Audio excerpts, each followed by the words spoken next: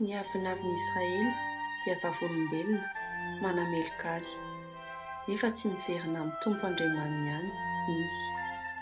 Na dia eo azy izany rehetra izany dia tsy mitady azy izy.